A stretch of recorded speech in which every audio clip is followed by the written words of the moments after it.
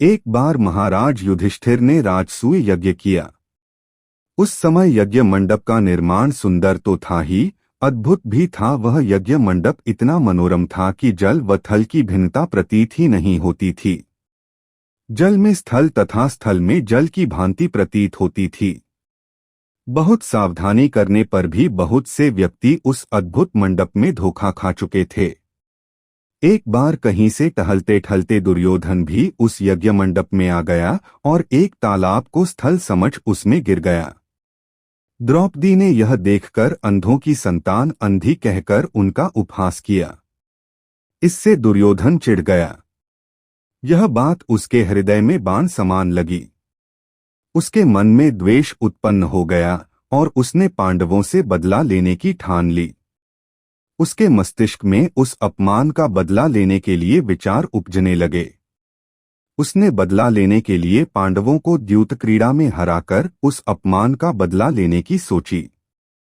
उसने पांडवों को जुए में पराजित कर दिया। पराजित होने पर प्रतिज्ञानुसार पांडवों को 12 वर्ष के लिए वनवास भोगना पड़ा। वन में रहते हुए पांडव अनेक कष्ट सहते रहे। एक दिन भगवान कृष्ण जब मिलने आए तब युधिष्ठिर ने उनसे अपना दुख कहा और दुख दूर करने का उपाय पूछा। तब श्री कृष्ण ने कहा, हे युधिष्ठिर, तुम विधिपूर्वक अनंत भगवान का व्रत करो, इससे तुम्हारा सारा संकट दूर हो जाएगा और तुम्हारा खोया राज्य पुनः प्राप्त हो जाएगा। इस संदर्भ में श्री कृष्ण ने उन्हें एक कथा सुनाई।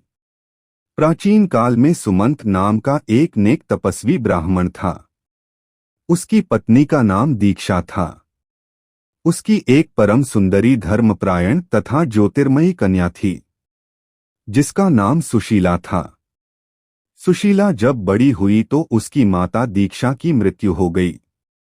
पत्नी के मरने के बाद सुमंत ने कर्कशा नामक स्त्री से दूसरा विवाह कर लिया। सुशीला का विवाह ब्राह्मण सुमंत ने कौंडिन्य ऋषि के साथ कर दिया।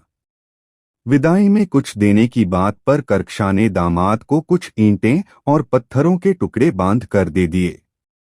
कौंडिन्य ऋषि दुखी हो अपनी पत्नी को लेकर अपने आश्रम की ओर चल दिए, परंतु रास्ते में ही रात हो गई। वे नदी तट पर संध्या करने लगे।